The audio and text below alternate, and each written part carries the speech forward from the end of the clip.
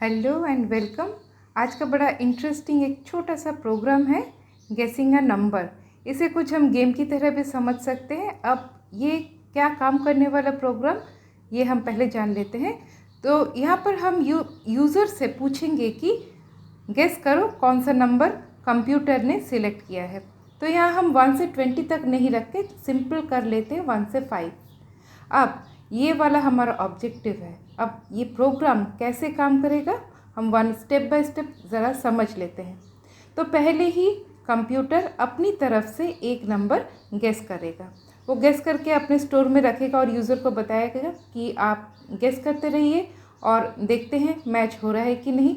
तो first for example suppose computer ने number 5 को गेस किया, क्योंकि हमने अपना रेंज सिलेक्ट कर लिया 1 से 5 तक। अब नेक्स्ट अब यूज़र की बारी है। हमने वाइल लूप चूज़ किया क्योंकि हमें मालूम नहीं है कि यूज़र कितनी बार में ये वाला गेसिंग कंप्लीट कर सकता है। अगर मालूम होता तो फॉर लूप लेते, सिंपल सी बात है। हमें मालूम नहीं है कि कितना अटेम्प्ट्स मतलब कितनी बार वो गेस करेगा, इसीलिए हमको यहाँ पे वाइल लूप लेना है। सिंपल सी बात बन गई। अब चलिए हम स्टार्ट करते हैं गेसिंग करना। तो फर्स्ट सपोज़ यूज़र ने गेस किया 3। अब ये यूज़र का नंबर हो गया और ऊपर 5 ये कंप्यूटर का नंबर हो गया। अब कंप्यूटर एक ही बार पहले ही गेस करके रख देगा। अब यूज़र को बार बार गेस करना है, यही काम चलेगा। अब यूज़र का नंबर हमें मिल गया, कंप्यूटर का नंबर हमें मिल गया। अब क्या करना है, हमको देखना है कि ये दोनों मैच करते हैं कि नहीं। अब ये डिसीजन मेकिंग है, इसीलिए हमको इफ़ एल्स ये वाला ब्लॉक यूज़ करना है, क्योंकि उसे डिसाइड करना है ना कि ये जो यूज़र ने इनपुट दिया वो करेक्ट है या जो कंप्यूटर का नंबर है उससे ज़्यादा उसने गेस कर दिया या फिर लो उसने गेस किया। फिर ही जाके यूज़र समझ पाएगा कि उसको नेक्स्ट कौन सा नंबर डालना है। तो ये 5 है, ये कंप्यूटर की तरफ से, और हमने गेस किया 3। तो 3 5 से कम है तो वो बताएगा कि आपका गेस लो है। जो नंबर ऑलरेडी कंप्यूटर ने सिलेक्ट किया है उससे आपका नंबर कम है। उसका मतलब हम नीचे की तरफ मतलब लो की तरफ और नहीं करेंगे। और ये ट्रैक करेगा कि इट विल कीप ट्रैकिंग, मतलब आप कितनी बार में गेस कर रहे हैं। तो ये 2 3 और 4 ये तीनों लाइन बार बार वाइल लूप में घूमेंगे। फिर 4 गेस किया, अब भी 4 5 से कम है तो बोलेगा लो है, मतलब हमको 4 से ज़्यादा गेस करना है। फिर हमने नेक्स्ट 5 गेस किया। अब क्या होता है, जैसे ही 5 आएगा तो कंप्यूटर चेक करेगा इफ़ एल्स कंडीशन में, जो हम अभी थोड़ी देर के बाद कोडिंग में देखेंगे, और बता देता है करेक्ट।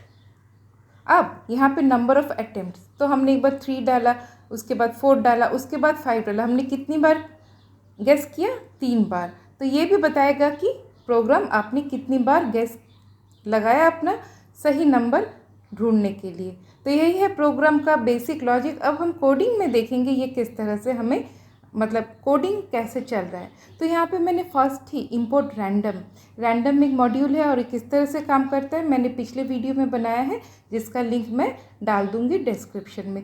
फिर आपको ये जो रैंडम मॉड्यूल इसके बारे में अच्छे से पता चल जाएगा। और रैंडम मॉड्यूल में से हमें रैंड इंट फंक्शन यूज़ करना है, और rand int integer number generate करता है 1 से 5 तक, 1 और 5 इंक्लूडेड। और भी क्या क्या फंक्शंस है वो सारे आपको उस ट्यूटोरियल में मिल जाएंगे। तो एक रैंडमली 1 से 5 के बीच में वो नंबर चूज़ करेगा और डाल देगा नम।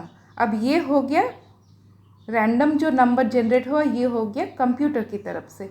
अब अटेम्प्ट्स हमको मतलब ट्रैक रखना है कितनी बार वो अटेम्प्ट्स कर रहा है, तो इसलिए हमने 0 डाल दिया। अब वाइल ट्रू, अब जब तक ट्रू रहेगा तब तक वो ये लूप घूमते रहेगा, जब तक आप गेस सही से नहीं कर सकते। तो चलिए हम एग्जाम्पल में देखते हैं। जो कंप्यूटर ने जो नंबर चूज़ किया, तो हम एक नंबर यहाँ पे लेके चलते हैं। तो सपोज़ कंप्यूटर ने रैंडमली एक 2 नंबर ये चूज़ किया फ्रॉम 1 to 5। अब इनपुट में जो आता है वो स्ट्रिंग में आता है, तो हमने दिया 3, तो 3 स्ट्रिंग है, तो उसको क्या करना है, हमको चेंज करना है इंटीजर में, क्योंकि कंप्यूटर ने भी एक इंटीजर नंबर जनरेट किया है और गेस ये वाले वेरिएबल में हम रखते हैं। अब अटेम्प्ट फर्स्ट में कुछ नहीं था तो 0 था। अब एक बार हमने अटेम्प्ट किया तो वो 1 हो गया, तो 0 + 1 1 अटेम्प्ट्स में उसने 1 रखा कि हमने एक बार ट्राई किया है। तो यहाँ पर नेक्स्ट लॉजिक में चले जाएगा, हमको इफ़ कंडीशन देखना है। अब वो इफ़ में चेक करेगा कि इफ़ अगर हमारा जो नंबर था 2 कंप्यूटर का और हमारा जो गेस वाला नंबर है वो कितना है 3, ये दोनों क्या इक्वल है? तो यहाँ पे इक्वल नहीं है, इसलिए वो क्या करेगा फॉल्स बताएगा। तो फॉल्स बताने के लिए वो इस ब्लॉक के अंदर नहीं आएगा। तब वो क्या करेगा नेक्स्ट ब्लॉक जो एल्स इफ ब्लॉक है वहाँ जाएगा, वो देखेगा जो हमने गेस किया है वो क्या लेस देन नम है, मतलब 3 क्या लेस देन 2 है। तो यहाँ पर भी उसको क्या मिलेगा फॉल्स मिलेगा, सिंपल सी बात है। नेक्स्ट और एक ब्लॉक में जाएगा, उधर पे एक ही कंडीशन बाकी रहता है, वो क्या उससे ज़्यादा है, क्योंकि कंप्यूटर का नंबर है 2, हमने गेस किया है 3, तो वो बोलेगा इट्स टू हाई, मतलब हमको 3 से नीचे की तरफ नेक्स्ट अटेम्प्ट में हमको इनपुट डालना है। तो फिर वो लूप घूमा, क्योंकि अभी भी ट्रू रह गया। जब तक ट्रू फॉल्स नहीं होता या फिर हम दूसरी तरह से इसको ब्रेक नहीं करते तब तक इस लूप में ये घूमते रहेगा। क्यों? क्योंकि जब तक यूज़र का नंबर और कंप्यूटर का नंबर मैच नहीं करता ये गेम चलते रहेगा। फिर से गेस है हमारा नम में था कंप्यूटर का 2, हमने इस बार भी गेस किया 2। अब अटेम्प्ट में 1 आ गया, 1 + 1 2 हो गया अभी।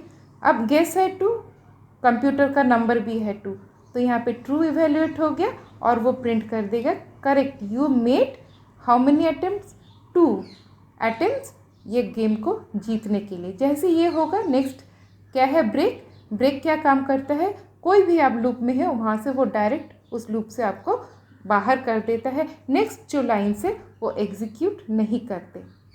अभी आपको पता चल गया कि ये प्रोग्राम किस तरह से रन कर रहा है। आप इसको और खुद से एक बार चला के देखेंगे तो आपको ये और भी क्लियर होगा। एप्लीकेशन से ही हमारा क्लियरिटी बढ़ता है, तो आपको एप्लीकेशन इसको करना है। तो फर्स्ट हमने 3 दिया तो बोला 2 लो, मतलब कुछ उसने कंप्यूटर ने गेस किया जो 3 से ज़्यादा है, तो हम 3 के नीचे नहीं डाल के हमने 4 लिया। अभी भी बोल रहा है 2 लो, मतलब हमको 4 से ज़्यादा करना है, तो 5 जैसे ही डाला तो उसने बोला करेक्ट यू मेड 3 अटेम्प्ट्स। तो इसी तरह से देखिए, एक बार हमने 3 डाला था, एक बार 4 डाला था, एक बार 5 डाला था, इसलिए यहाँ पे बोल रहा है 3 अटेम्प्ट्स। अब यहाँ तक क्लियर है? आप इस प्रोग्राम को ज़रा सा देखिए तो आपको ये प्रोग्राम बड़ा ही इजी लगेगा। और इसी तरह से हम लोग कुछ और प्रोग्राम्स बनाएंगे। और ये जो रैंडम मॉड्यूल है ये कैसे काम करता है इसका लिंक मैं डिस्क्रिप्शन में डाल दूँगी, आप वहाँ से भी देख सकते हैं, क्योंकि random.randint हमने यहाँ पे यूज़ किया। इसी तरह से और 2 फंक्शंस हैं जो बहुत यूज़ में आते हैं, वो भी किस तरह से काम करते हैं वो भी मैंने उसी वीडियो में डाला हुआ है। तो फिर से मिलते हैं दूसरे ट्यूटोरियल में। आज के लिए बाय बाय।